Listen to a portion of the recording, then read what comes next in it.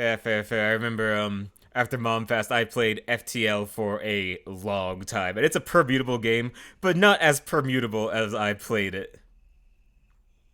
And I was getting into that weird fetish zone, like I was filling the tech ship with what amounts to chrysalids.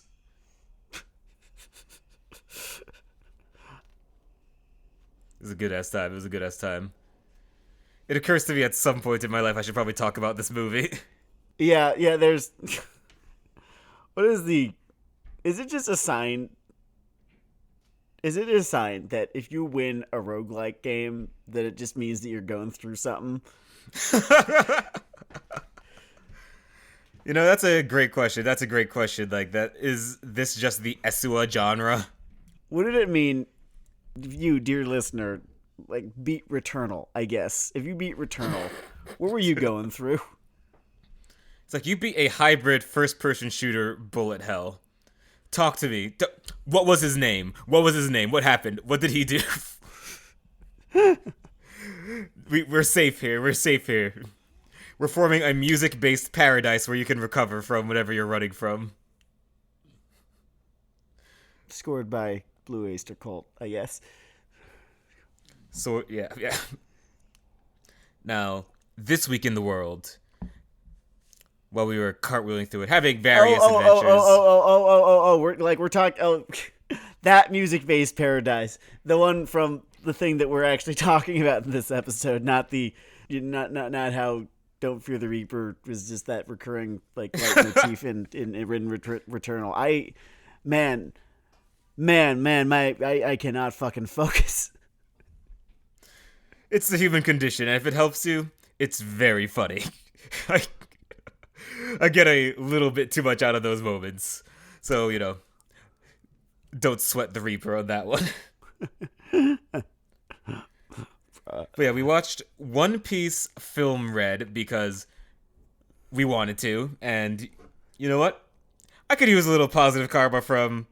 I haven't really dragged the show out back and executed it in a while, but when you've done it, I don't know, it's like being the warlord guy back on Lost or whatever, you have that halo hanging over you that anything can be really pivoted into a redemption plot.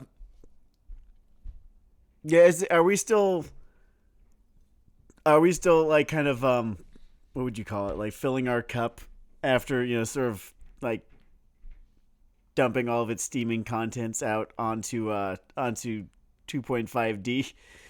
I would say that maybe subconsciously, but not formally. I would definitely be fine with dragging out any kind of soccer anime or otherwise out to defeat. Okay, soccer anime.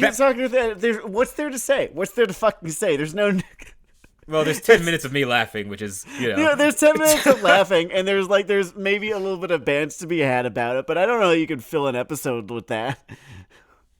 I don't know that that's really content. That's really just, that's a YouTube video with you just kind of in the corner, just that's as the episode plays, just laughing your fucking dick off. And not that there isn't any value in that. There is.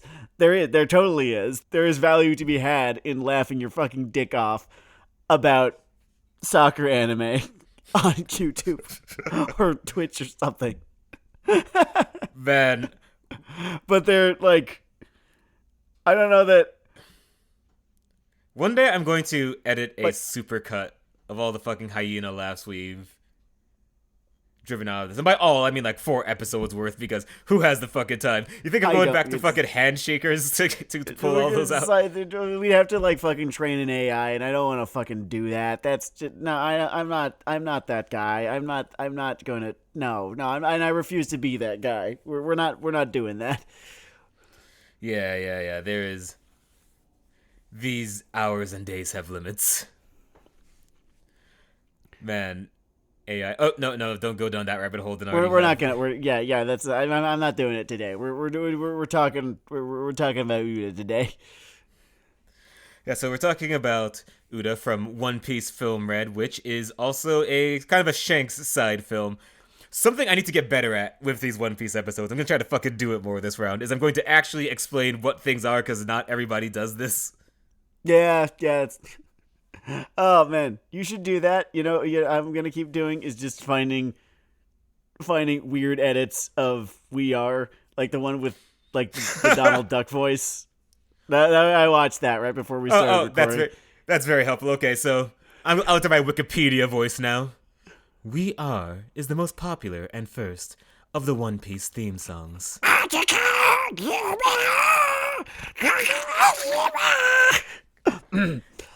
Donald Duck is a product of the mouse from the Soul era.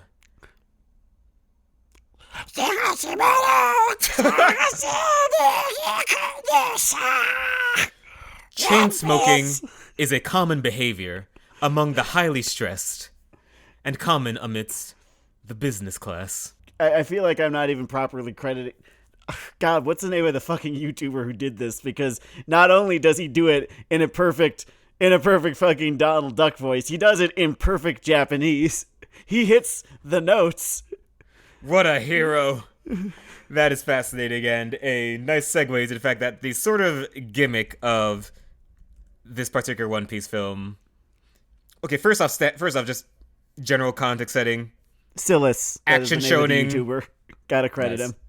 Action shonen, over 1,000 chapters, which sounds daunting until you see how many TV episodes there are. Then, if you're like me, you go, okay, I guess I am highly literate, because if I could take a little jab at things that aren't like, the special letter episode or something, there is a bit of a 2003 production methods to the show.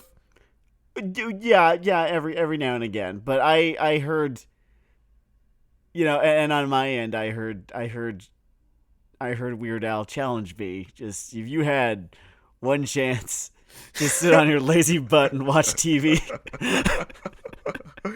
Oh, man. He is a miracle almost as long-running as Oda. There's a thought. I guess he's longer running. Longer running, yeah. The dude got started in the 80s. Wild.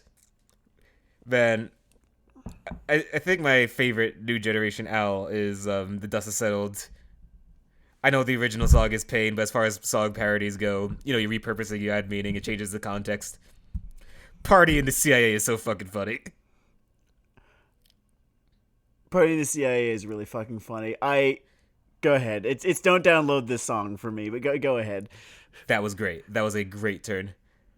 Which is a parody of a pop starlet, which, in this particular One Piece film, the idea is pop music. It's a J-pop idol. It's Oshino Treasure, Trends come and go. Either Oda's interest or the studio came in and said, "We're not letting this dragon pass us by." The joke that Morgan and I have been making is that it's she's the One Piece Vocaloid. Damn it! I was going to make a fucking pirate Hatsune Miku joke. No, sorry, I fucking jacked it. No, yeah, well, I don't know, man. Look at her fucking design. It is right there. She is very much. It is vocal coded. She is very much a Vocaloid Red Edition. And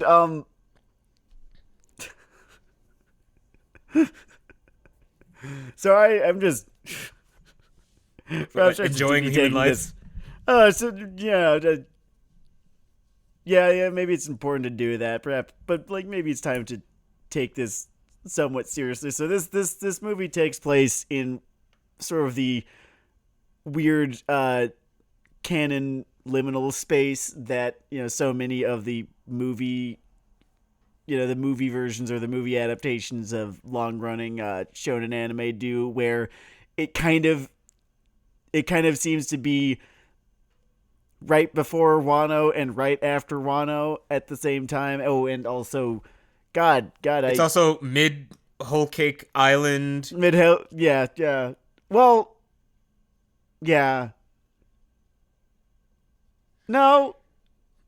Maybe, our boy Jim is there, and he wasn't, until midway through Wano, and it's not like they really had the occasion. He at least is a hard chronal anchor. I think that's fair. I think you got to yeah. But it does feel a little wobbly when it is the general ambition of these tie-in movies. I've only seen this and Strong World and the one of the race when Logia was still the thing and they had the candy Logia. I forget what it's called. It's Oda Does Wacky Races. You can imagine how it rolls. I don't think I saw that one. No, I'm gonna sample that into a dance track. I did see. In a couple days ago, I watched Baron no Matsuri. That fucking ruled. That was the fucking that was Mamoru Hostada. That was the Wolf Children Summer Wars guy. That's interesting. Sometimes there's sort of two clouds of these. Sometimes they will sort of try like a wild swing in another direction, and others, I guess, endeavor to feel more like here's an arc in 2 hours. And there's a bit of a structural similarity between some of those that is sort of in that bracket. Well, yeah, especially because the character of Uda broadly is canon, as is Shiki from Strong World. So these two movies, not strictly speaking canon, just the characters in them are in some way. Yeah, it leads to a funny plotting thing where every time they kind of have to go, here is the most important person that has not been mentioned and will not be mentioned often again. And like, oh man, if they ran into him, like it kind of looked like this. They didn't, but man, it would be really fucking cool if they did, but they didn't. Like I remember with Shiki, the whole thing is he's just the guy just filling George Rogers' fucking phone with insults. He's the motherfucker who got Luffy to pick up a gun. That has not happened again. And Uda is evidently what everyone has been listening to on these fucking snails all along. The fucking recording industry that Usopp accidentally invented and didn't get paid for because, well, Usopp. It is the canonical motive for all Straw Hat treasure thefts, according to Marine HQ. They're all just jilted producers. I fucking love it. I fucking love that. Just the little like little guy with a hammer, just taking it to little guy, tiny hammer, just taking the tiny little hammer to Usopp's testicles. Just that on a broad series spanning scale, and he's just always there, just always doing that. That little man with that little hammer, it's like the Lion King anniversary. People get a lot out of it. And one of the most exciting roles, you can just look into the pit and you can see the guy with that person-sized drum just wailing away on those polyrhythms. And there's our guy just mashing on Usopp's testicles. Yeah, occasionally he'll go like a little bit harder. Occasionally he'll go a little bit harder, and everyone will be really, really, really, really, really deeply impressed and astounded and awestricken with just the resounding baritone. No, it's not baritone. Just the resounding. It's not even alto. Just the resounding fucking soprano with which he screams in agony. The purest pitched up thunderous version of applause. himself. That is the life of God D. Usopp. Oh, I'm sorry. I forgot my little explanation thing. Usopp is a percussion instrument struck with great force.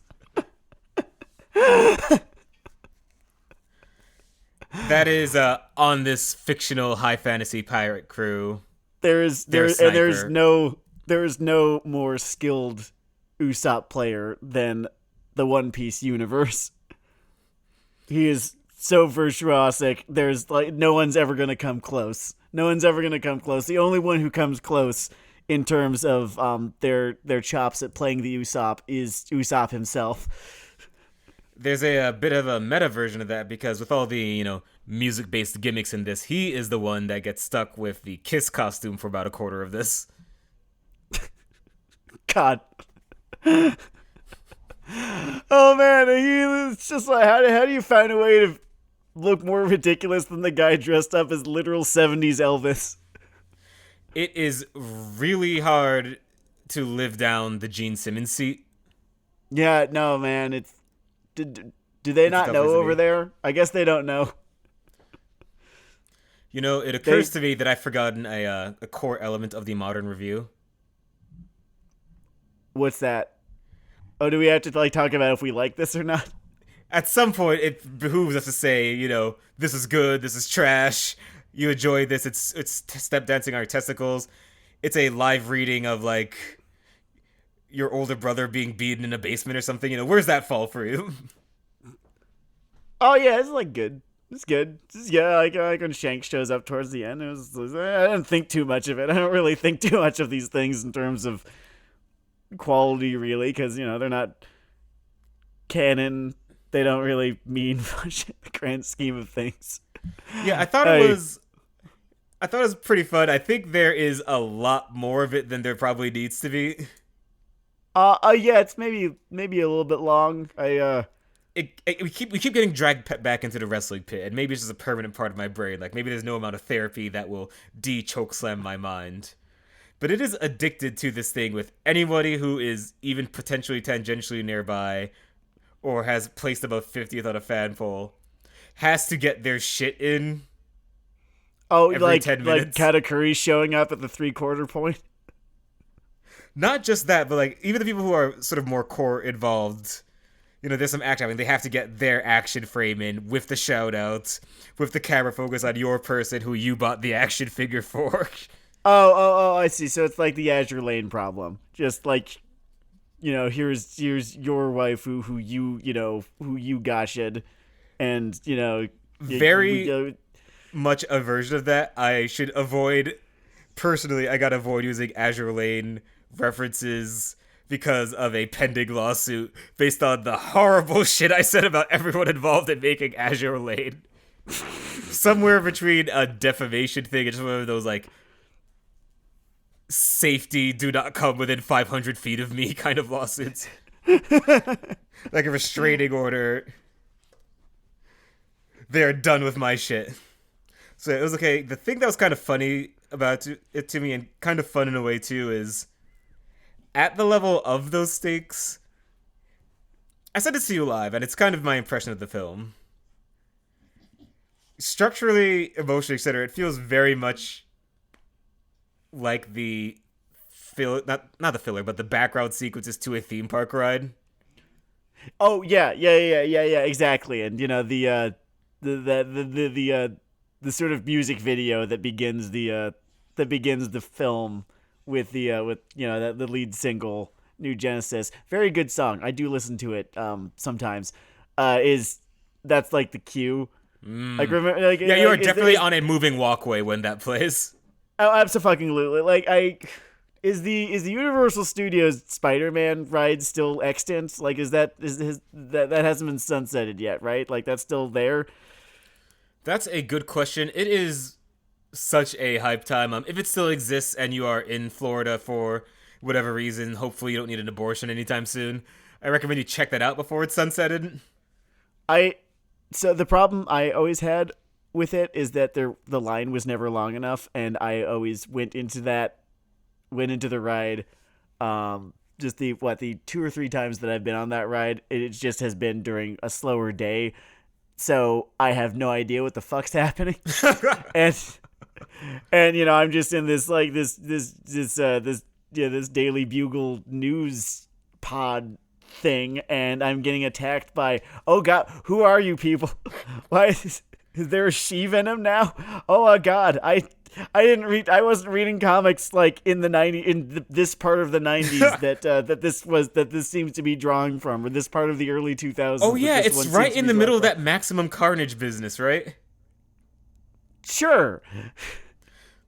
Maximum Carnage was a investor shareholding creating event generating value for many Marvel. Actually, given Marvel's finances at the time, it really wasn't. Man, what a sense of whiplash that shit must have been. I cannot imagine being someone who has been with Marvel just on this, like on the editorial staff or just administrative staff or whatever, you know, from the 90s up until, you know, present day, just feast, famine, yeah, having known both. That is some intense whiplash. That's an interesting picture. But But yeah, it theme has that park ride. again. But yeah, it has that theme park ride towed to it. It's all the themed version of this universe. You are in the J-pop X One Piece land. I guess I'll begin with Uda herself, right? Yeah. I think to get the most out of this movie, it pays to let go of the fact that you have second guessed everything with her ahead of time. Oh yeah, you're doing a whole lot of that. I was doing a whole lot of that live, and I don't think it really adds to your experience. It's not particularly clever. They're not. First off, Oda has rarely tried to juke anyone with anything except Porgus the Ace in my fucking heart. Yeah, he's like he is a writer who has absolutely no interest in outsmarting his fans, and I really enjoy that about him. And he rarely even needs to, just because he so relies on not necessarily fans forgetting. He's like, he doesn't really care. I don't think if they forget or not, but he will just, he spent so long planting seeds that really all he has to do is just go to his garden and snip a couple leaves of basil every now and again.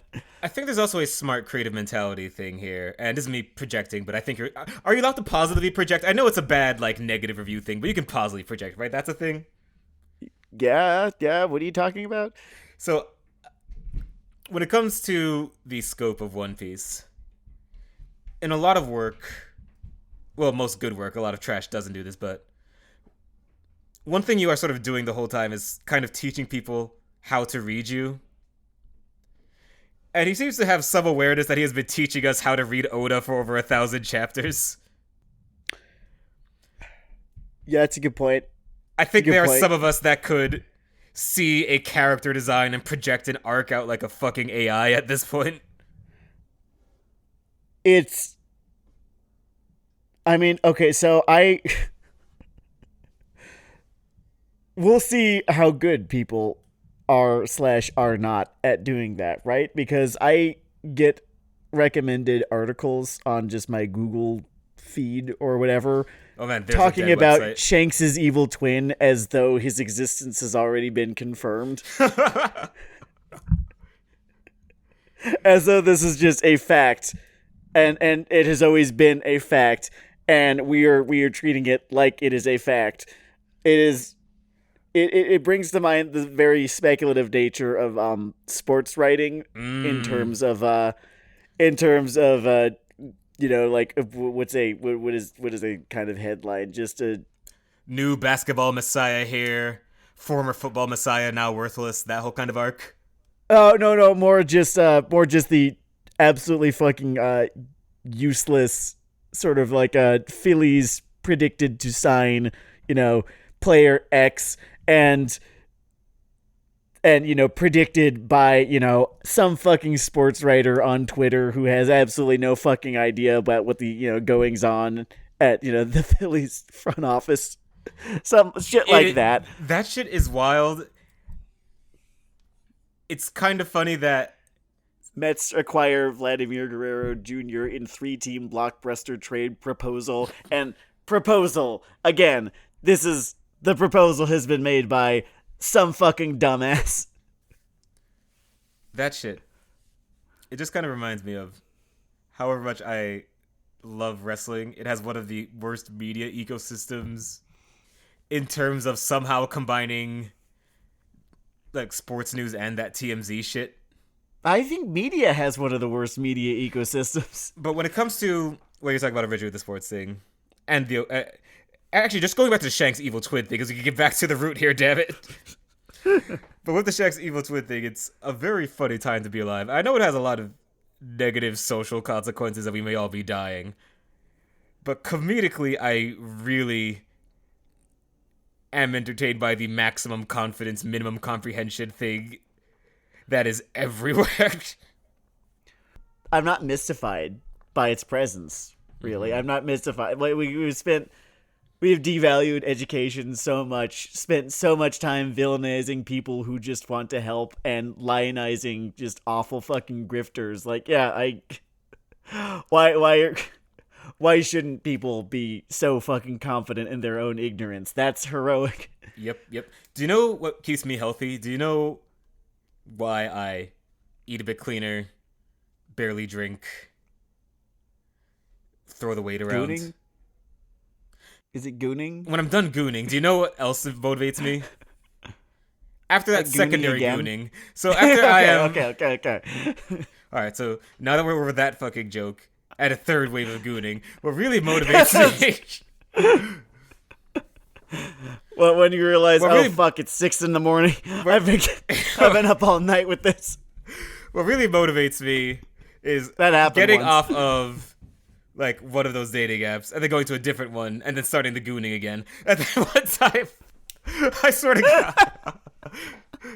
All right. So once I have done talking to various engineers that resemble pretty much 3 faces of like the same 3 ex-girlfriends.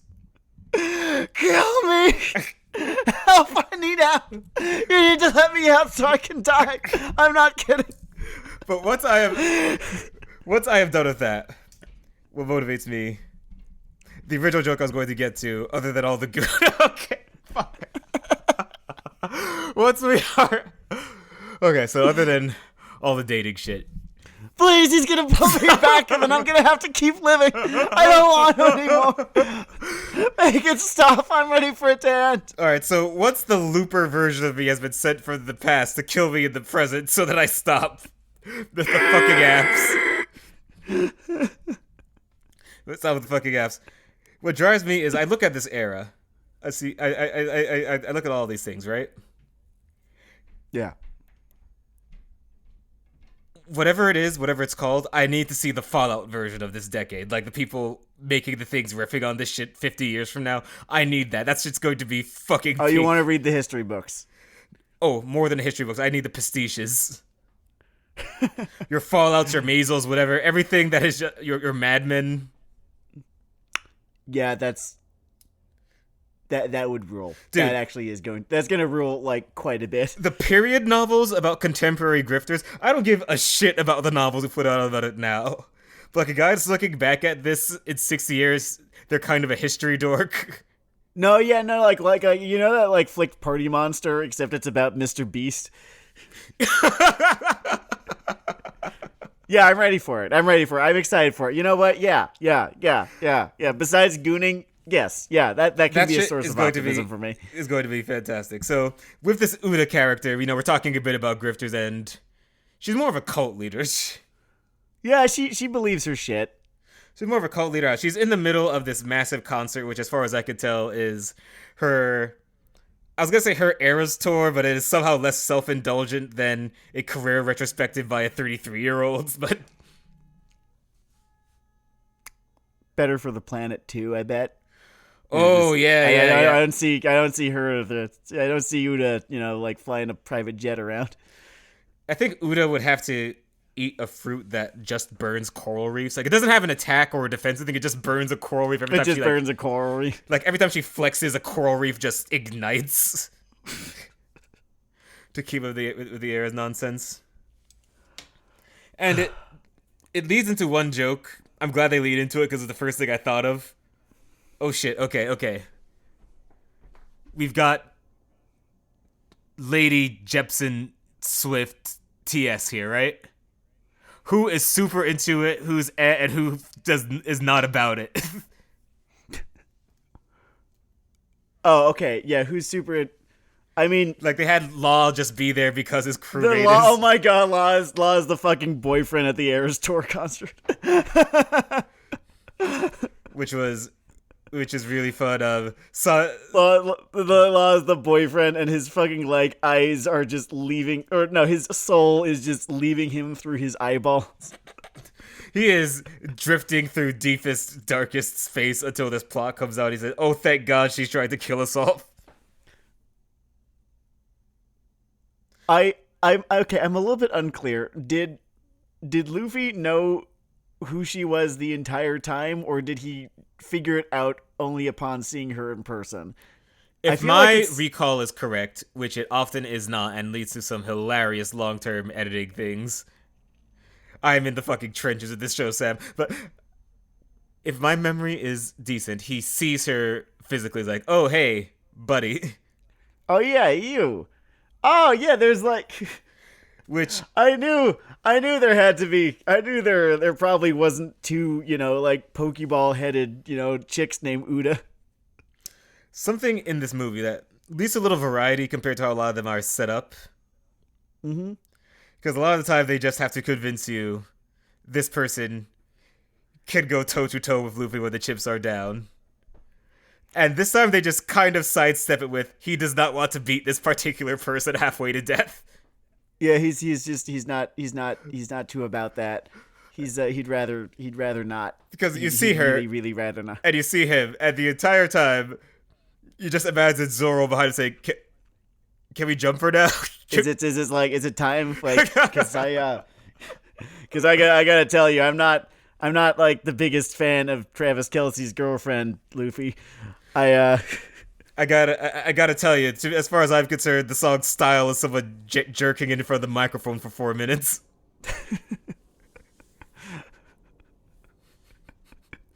of to course any it's the fucking Swifties, Chiefs too. to any Taylor Swift fans among us, I know that it can be hard to be dunked upon by both the insane internet at the same time. And I want you to know that it does not make you a baby killing witch to have terrible taste in music. You are just a person who likes bad music. It's okay. It also does not make you it does not make you a victim at fucking all. That we are talking about your terrible taste in music, and that I am choosing to refer to her as Travis Kelce's girlfriend because no, that's just that's gonna be how it is from here on out. It's kind of crazy. You can really start a fascinating bar fight that way, but I don't know. Sam's pretty fleet on his foot, though. He's got like this strong left lead, and I probably shouldn't give away his secrets like this, but maybe I'm really good at running. Sam is also really good at running. That's that cardio. I'm real fast. I'm like real fast, Dennard. Yeah, he's got that longboarder shit going. Like if I'm I can escape a fight faster than you could possibly imagine. Usopp would be so goddamn. Well, he wouldn't be proud, I guess. He would understand. What was that fucking line from Punk Hazard where it's just like enemies at 50 meters or greater are our favorite to fight? Something like that. just Wonderful. him and our girl Nami just bonding over that. And yeah, Nami would be the biggest fan, right?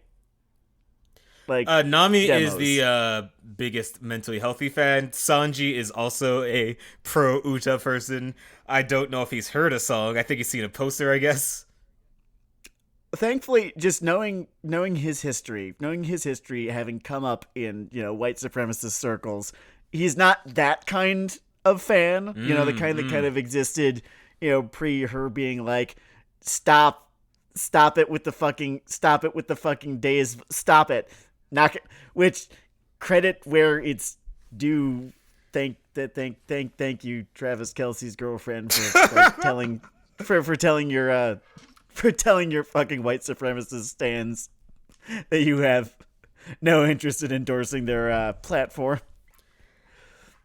If I were to be a bit mean about a real lyricist before I get back to this Uda thing, but I'm just gonna be mean because it's what we're here for. Mm-hmm. I think if you write 10 albums about your thoughts and feelings and autobiographical shit, and a certain brand of moron can't tell that you are not their fellow Nazi, there must be so little fucking content in there. To be fair, I'm not saying anything about it points towards it. I am saying that it is such an empty suit that people can put whatever the fuck they want into it. Yeah, and also, were they listening to her? I don't think so. True, true. They may have just seen a certain degree of blondage, a certain net worth. It's a very strange model to walk through existence with. Now, Uda has a plan in this.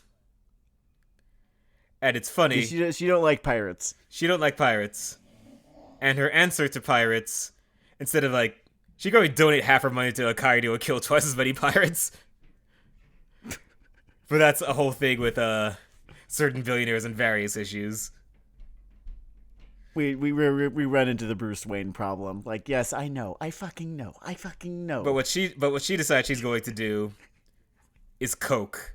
Specifically Shrooms coke. Shrooms coke that keeps people awake, which lets her put more people into her. She has song-based powers because it's a song movie. It's One Piece. And what do you think this is? How do you think this?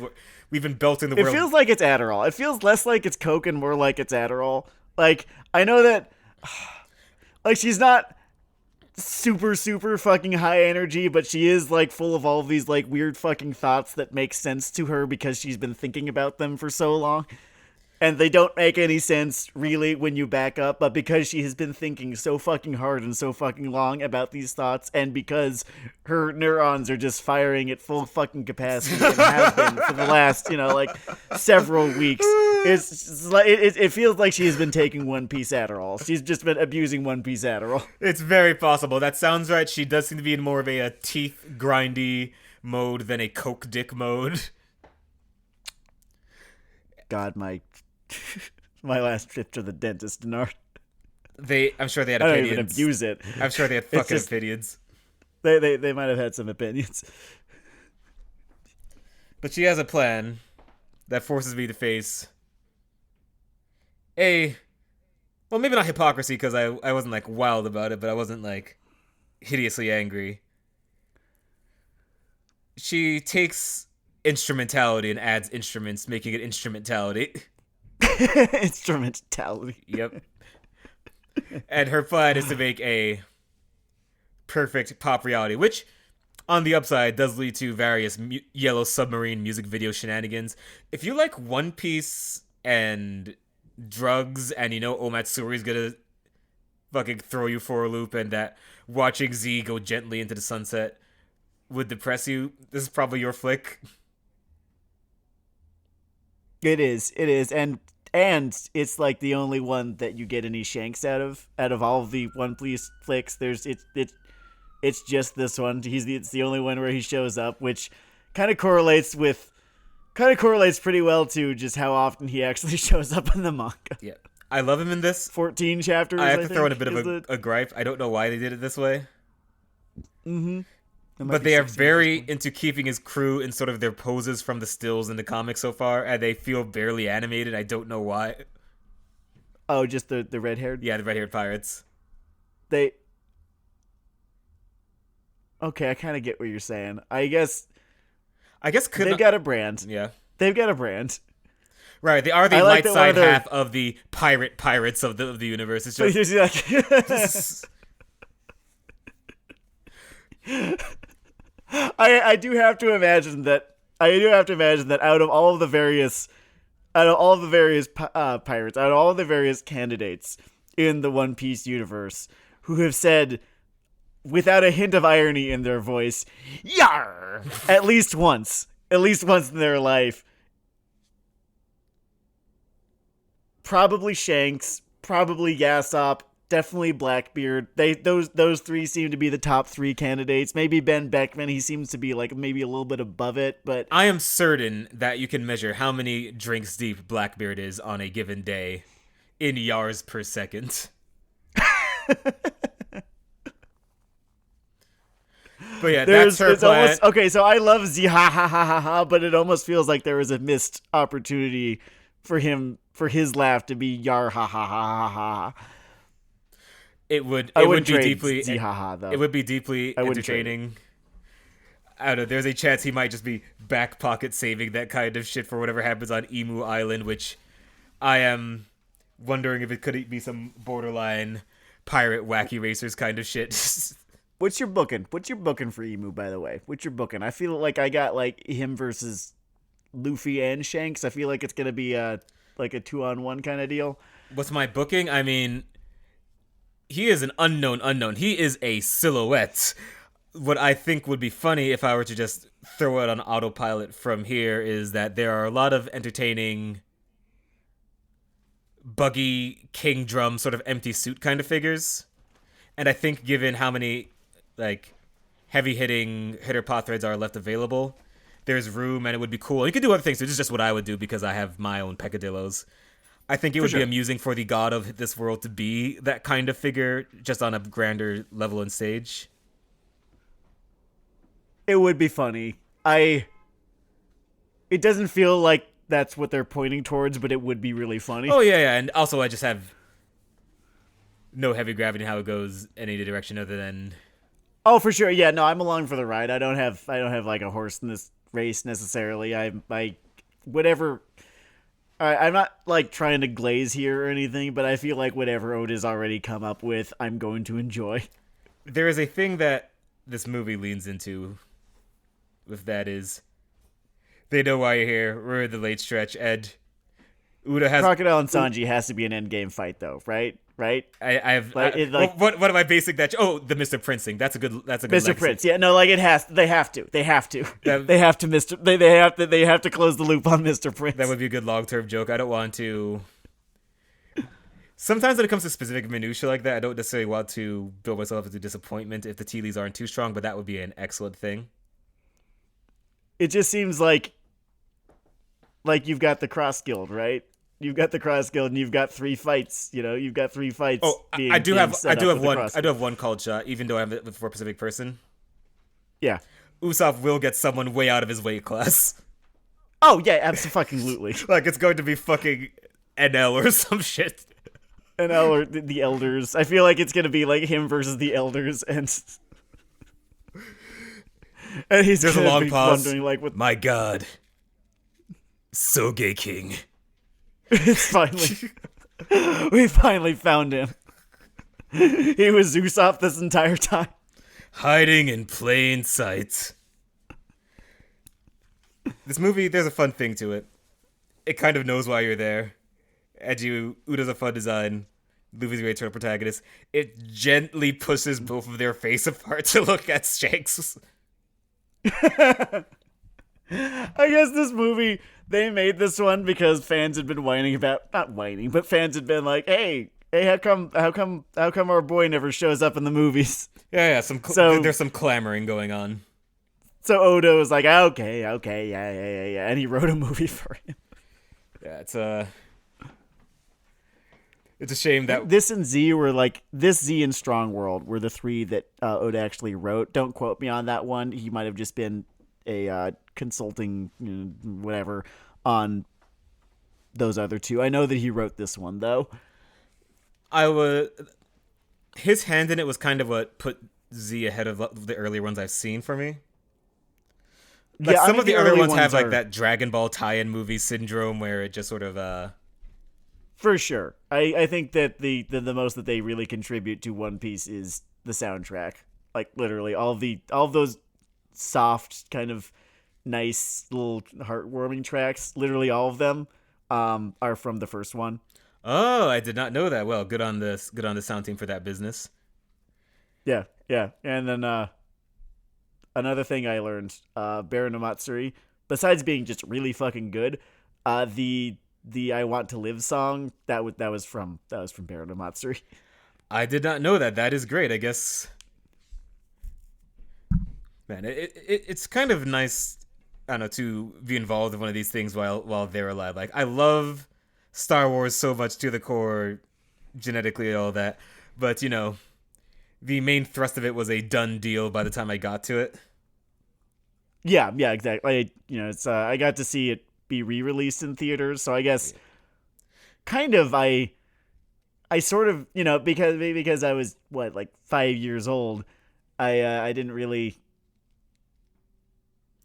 it sort of felt like it was happening, while I was at that age. It had in fact already happened, but hey, if you can capture the feeling, that's nice too. Shame the whole Potter thing turned out to be a bit of a empty suit. Though there was the eternal joy of being in that Barnes & Noble and some guy just runs in and yells the Snape kills Dumbledore thing. I wonder, It's okay. did he? It's okay. It's okay. At least we got American Gods, Anansi Boys, Sandman. Yeah. Sandman is all always that instead. Oh man, Sandman. You know, Oh man, no! Oh, it's so bad. Oh, the amount of fucking grave dancing that I've been doing on fucking social media. dude. I shouldn't. Real people have been hurt. Real people have been fucking hurt, like badly. And I'm just fucking sitting here grave dancing, being like, ha ha! Okay. A guy I thought was annoying was a monster. Dude, I fuck around with the Eric Adams thing. All these people I write about. I've got like 2 real enemies, right? One of them is almost a sleeve of fucking Sandman tattoos. And I am laughing my fucking ass off.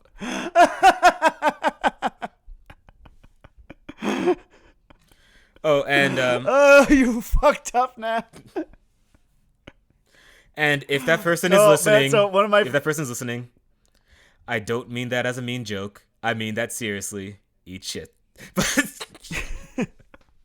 Oh, one of my favorite bread tubers was like, "Oh man, this is." Yeah, she read the article and she was like, "Oh yeah, this is remembered for this shit." And then also he had a career levels of bad. Oh yeah, he's like that golden age actor that strangled that lady. It's just ogre.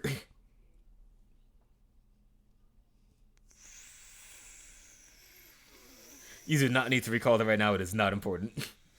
No, but I do. Fair enough. Oh yeah, having something at the edge of your comprehension is a classic human, kind of a psychic. Fatty Arbuckle? Yep. Are you talking about Fatty? Yeah, Fatty. Yeah. Yep. That was. He is totally a Fatty Arbuckle. Or like a Jimmy Savile.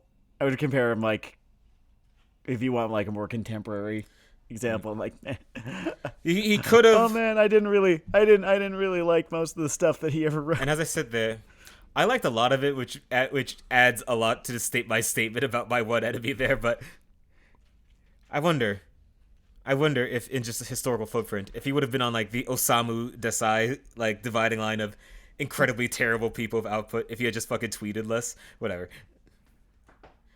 I guess that's a lesson for everyone. I was going to say tweet less, but I'll just be a decent human and say don't rape. Like avoid that if you can. Yeah, you probably, it's really easy to not do that. All you need to do is not do that. Yeah. It requires less effort to not, be. Sex pest doesn't even feel like the correct, like a strong enough word to be a sex predator. It's like it's harder to be a sex predator than not. Predator is the word. He is turning full translucent. He is stalking these people through the fucking jungle. He's got the little shoulder thing. Get in the mud. Man. All right, so yeah, Shanks is in this. There are some fun little action bits and bobs with him. Yeah, it's cool, and they, you gotta. What do you gotta do? You gotta do a lot of You gotta do your power scaling thing, where he's the coolest fucking dude in the world still, and they do that. Just the dude who can literally turn into light, just has nothing on the guy, which is I always found that a lot of fun. Oh man, Kizaru's having the worst time. I really enjoy it. Oh, what a fucking life he is having lately. What a fucking bad time it is. Emotionally. To be anime Adam Sandler. Emotionally, personally, and just getting hit with that Logia patch right in the nards. Oh man, it was... What a rough fucking... Just what a rough beat. I should have known. I should have known the switch was coming when Kuza looked directly into the camera and said, "I am very good at hockey. It's very important. You need to know. You need to know that I can like." I'm diversifying here. You gotta diversify your fucking buds. You gotta fucking do it, or else you're gonna get like turned into a fucking Woody Woodpecker villain. Yeah. If I were to say I would say there are two sort of problems, really, with the flick, but they're sort of nitpicky things for what it is. Like, this is essentially This is kind of bubblegum, right? Yeah, it's like it's a concert. It's a concert. It's a concert. It's a theme park ride for, I don't know, kind of an inside baseball kind of thing. As bubblegum, what could elevate it to, say, a cinnamon? I like the cinnamon gum. I don't know. I'm a pervert. Versus like your typical strawberry. Is I think that there are a lot of people who have a lot of screen time because they're important to the franchise that have nothing to do in this. And I think if you just taken the hit and had fewer people who do more and together more of their own kind of just story circle shit in the movie, it'd be a better product. What I've heard from other folks about this movie is that they were wondering why the fuck Khalifa was there. Like, yeah. She had so little to do, and they were like, "What's like her reason to? What's she doing? She didn't even interact with anyone. She couldn't accuse anyone of sexual harassment. That's like her thing. That's her whole fucking thing. She was just sitting there on top of a tower, like like someone's reason for being there. there. There's no one up there can't just like, be that who people could love possibly sekuhara her. Yeah. And that is one big thing. And the other thing is sort of a symptom of it, which is, and I know there are people who like this way more than I do, but it is a thing that always sort of throws me out of action stuff. Mm-hmm. But when it is constantly clips to 30 different corners, so you can see someone do an action floating in space, not directed towards a particular person or thing, I never really get much out of that kind of thing, and the final fight of this has a lot of that. Oh yeah, because they're all basically like it's a raid boss fight. Yeah, it's a raid boss fight, and it's a lot of people being animated attacking the darkness.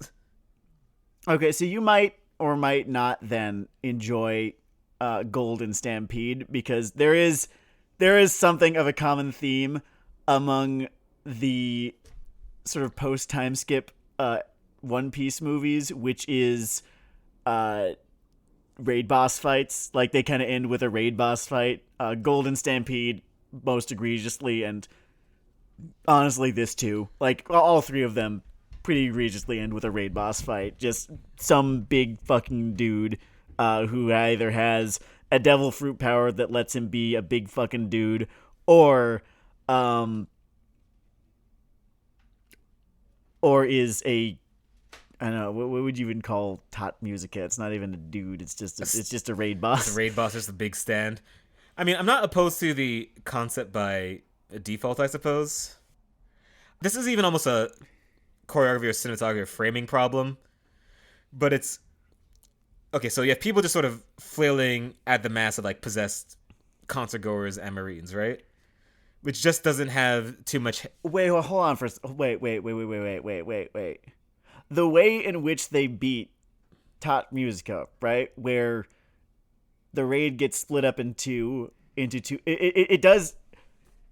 I swear to fucking God, there is a World of Warcraft boss who you have to fight like this, where the raid does in fact get split up into two halves, and those two halves have to communicate with one another while, like focusing on, one part of the focusing on one, targetable part of the boss as the same, or like the same targetable part of the boss in this, sort of split into version of the instance as the other half of the raid. I swear to God it's happened. I swear to you it has happened. Well, when the marketing gods decide it is time for the One Piece WoW clone, I am sure that will make the list. But again, a lot of things have a bunch of people fighting one entity in a way that is a little tighter or more compelling. I mean, think about photography. Like, you try to eliminate things in individual frames so that something is the subject. And I guess I would say there are just a lot of subjectless kind of frames in the later action sequence sort of this flick. Yeah. I get you. Just doing a cool attack, and you sort of have to imagine that it is directed somewhere. But again, the core theme park ride story is fun. It works.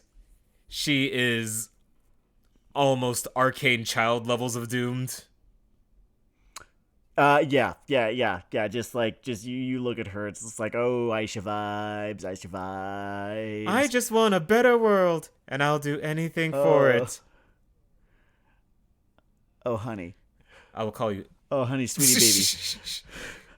Oh man, Sanji's gonna grieve for weeks or until he makes eye contact with someone else because he's gooning. Because he's gonna fuck. Because the man is just a fucking professional.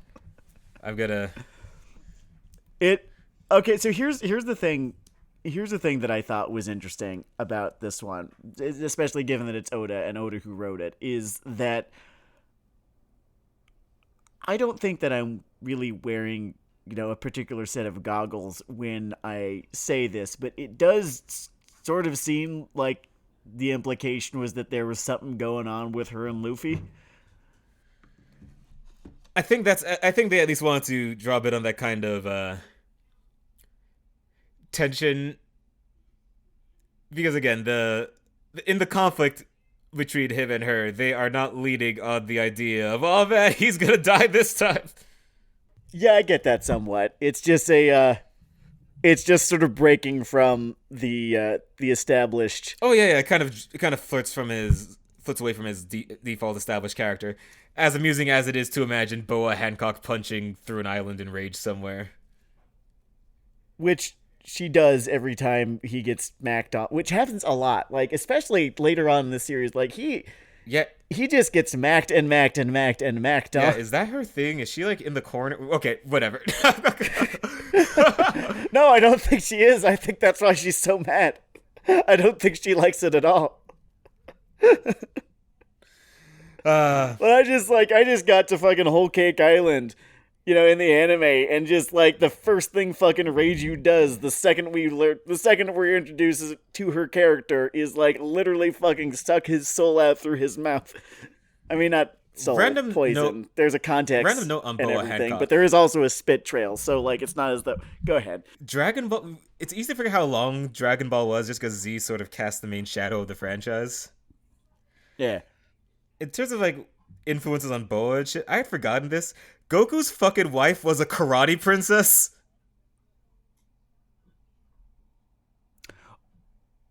Holy fucking shit, is Boa Hancock kind of like a riff on Chi-Chi? She is sort of a Chi-Chi, yeah.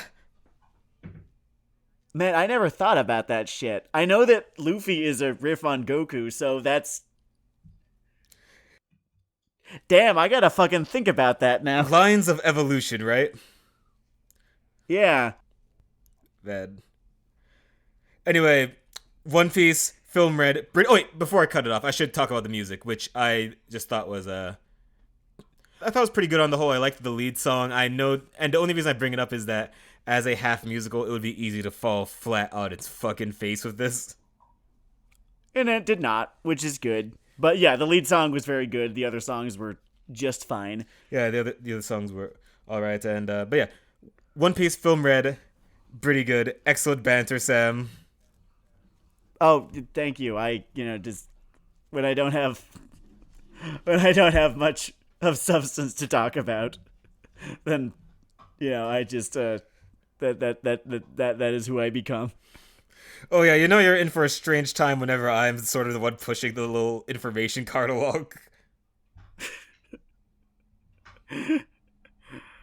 We could get into the why of it, but I think for now, this has been Weeaboo Hell. It's Weeaboo Hell. Free Luigi. This has been Weeaboo Hell. It is Weeaboo Hell. And I cannot believe you would say Free Luigi on this recorded podcast that is going out into the world time. You think you just go out there and say Free Luigi Mangione, the man who shot a health executive in the face? Like there were no consequences? No, you can't just spam Free Luigi. Josh is in the background. He had a bagger just now. I hope that my mic is that good, but I'm not optimistic. I didn't hear. I'm afraid. Damn. Well, everyone, just assume that this episode was even 5 points funnier than it was. But yeah, this has been Luigi Man. Damn, this has been.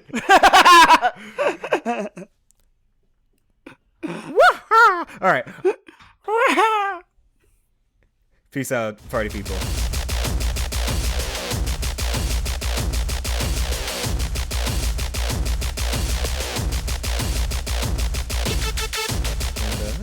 Okay, I've got A life. I think I need to log off because I've got Gemma sort of nervously just chewing on her various toys, which would be fine in a vacuum, but I also know that it's been a couple hours since she's been out, and I know that is how she communicates that she is anxious because she needs to pee. All right. 10 to Underdog. Thank you for your time. And yeah, let's hit it soon. Absolutely, yeah. All right. Peace. Boy. All right, Josh, how you feeling about life?